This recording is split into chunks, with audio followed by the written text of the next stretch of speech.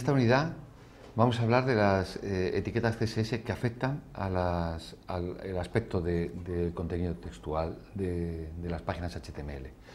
Pero primero tendremos que hablar un poco de los selectores que vamos a utilizar en el CSS de las etiquetas HTML. El primero, que se utiliza en algunos casos para marcar un estilo que afecte a todo el contenido de una página, es el que le llamamos el selector universal, y es un asterisco, y afecta a todos los elementos. Aquí en este ejemplo que hemos puesto un color rojo para todos los elementos de la página. Entonces vemos que todos los elementos, tanto los que están dentro de un div como los que están dentro de un H1 como de un P, están todos coloreados de rojo. Otros selectores son los que afectan o bien a una clase, que se identifican con un punto y el nombre de la clase. Aquí elegimos todas las características CSS que queremos que afecten a esa clase en concreto. También podemos hacer, como selector, utilizar el ID. El ID, la única diferencia es que solo puede afectar lógicamente a un elemento, porque ID solo puede haber uno en la página. Y también el selector, el propio elemento HTML. En este caso hemos puesto el P. Los selectores de elemento, como sería, por ejemplo, utilizar el propio P, la etiqueta HTML como selector, afectaría a todos los párrafos de la página. Muchas veces conviene afinar un poco más y especificar los párrafos que están dentro de un div, por ejemplo, y entonces solo afectaría a esos párrafos que están dentro de un div y no a los párrafos que estén en otro sitio. También podemos hacer un estilo que afecte a varios elementos HTML. Lo que hacemos es que separamos con coma cada uno de los nombres. En este caso he puesto un ejemplo aquí que tenemos el H1, H2 y H3 que van a ser todos, por ejemplo, pues, con un tipo de letra determinado o un color. Las marcas que permiten definir los aspectos más importantes de la tipografía, el primero que tenemos es la font family, que es la familia. ¿Qué tipo de letra vamos a poner? Aquí he puesto unos ejemplos de las fuentes típicas que tenemos en los sistemas operativos del usuario, ¿no? Sería las Time o la Time New Roman, según el sistema operativo. Entonces, distinguimos entre dos tipos de letras con serifa y letras sin serifa. Las letras con serifa, que tienen este pequeño remate al final de los trazos, y las letras sin serifa, como la Arial, la Helvética, la Verdana, que vemos a la derecha. Dentro de una propuesta tipográfica, por ejemplo, queremos que la tipografía sea Times New Roman, podemos correr el riesgo de que esa tipografía no la tenga el usuario. Entonces, le damos otras segundas tipografías para que el usuario, si no tiene esa, el sistema del navegador suyo elige la segunda o la tercera. En el último valor ponemos lo que le llamamos una familia genérica. La genérica es que seguro que el ordenador tiene una letra que él la clasifica como serifa o sin serifa. En este caso hemos puesto serifa y aquí tenemos valores por defecto de estas familias genéricas, ¿no? La letra con serifa en un Windows sería la Times New Roman y en un Macintosh la Times. Las sin serifa, la Helvética o la Arial, la cursiva, la Fantasía y la manospeciada, que suele ser la Courier.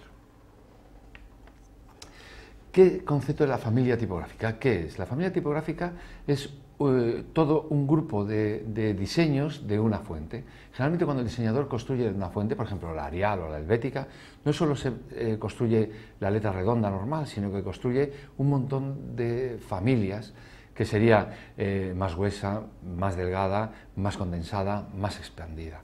Estos son los conceptos, el concepto de familia tipográfica. Y nosotros vamos dentro de una fuente, por medio de los estilos, vamos a elegir si queremos una fuente regular, bold o extra bold o ligera, si queremos una fuente condensada o extendida. Aquí tenemos el peso de la fuente, que especifica lo que es el grosor de la letra. Habitualmente en los estilos se especifica con un número entre el 100 y el 900, y aquí he puesto una escala. Tener en cuenta que no todas las familias tipográficas tienen todos estos grosores, de manera que podemos encontrarnos, aquí está marcado con negros más oscuros, en esta familia hipotética, las que estarían de verdad reales y las otras que no estarían se calcularían entre medias o elegiríamos las más próximas, dependiendo del navegador que tengamos. Hay otros valores, que es poder normal, bold y bolder, para no especificar tanto, porque generalmente no todas las familias tienen tantos tamaños diseñados de peso, ¿no? Otro valor es el stretch, que es la condensación, una letra que queremos más condensada o más expandida. Entonces, aquí pasa lo mismo. Aunque tengamos un valor desde normal hasta ultra expanded, no todas las familias tipográficas tienen todos esos valores diseñados. Y aquí vemos un ejemplo de una fuente donde solo hay 3, por ejemplo, diseñados. Otro concepto es el estilo de fuente. El estilo de fuente, sobre todo si es normal o itálica. Hay dos tipos de itálica. La itálica, que está diseñada específicamente por el diseñador para asemejarse a la escritura caligráfica, y la cursiva, que la llaman oblicua, que lo que hace es que la letra diseñada normal la inclina. Aquí vemos los ejemplos, que si podéis ver en el ejemplo, por ejemplo, esta N es una N que es oblicua, mientras que la del medio es una normal inclinada. Por último tenemos el tamaño de la letra. El tamaño de la letra especifica el tamaño, lógicamente, pero hay muchas maneras de especificarlo. Hay unas maneras absolutas y unas maneras relativas. Hoy, con la cantidad de dispositivos en que se puede ver una página web, es mejor siempre trabajar con valores relativos, no absolutos. Si tú pones un valor absoluto, pues puede estarse, es una tipografía que puede verse muy bien en la pantalla de un ordenador, pero ser extremadamente pequeña para un móvil o una tablet. Entonces, en el caso de utilizar valores absolutos, el sistema, el navegador en cada uno de los dispositivos ya tiene unos valores por defecto más adaptados al propio dispositivo. Aquí tenemos unos ejemplos, por ejemplo, de valores absolutos, que sería, tú pones como valor medium, es el valor base, que es el valor que le llamamos 1. Y a partir de él tú especificas si la quieres leer o más larga o mucho más grande, o más pequeña o mucho más pequeña. Y a partir de esos valores lo que estamos haciendo es reduciendo o aumentando de manera porcentual sobre la letra.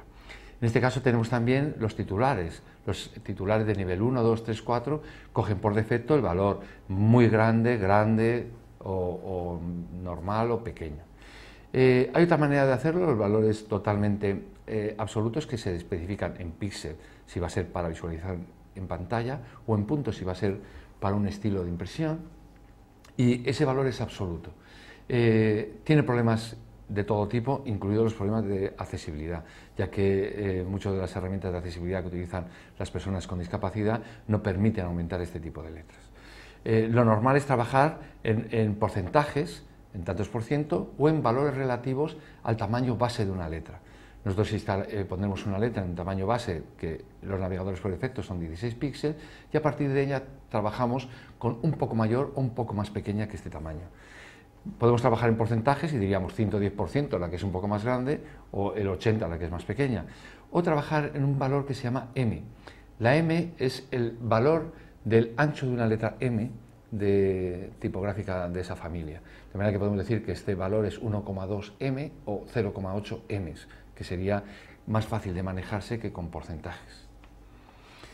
Otro tema es la variante de la fuente. Habitualmente nosotros trabajamos con mayúsculas y minúsculas en un texto, pero hay una característica muy importante que es la versalita. La versalita son letras mayúsculas pero del tamaño de la minúscula, que encaja muy bien en la línea de texto y que resaltan un poco más el aspecto visual de esa letra.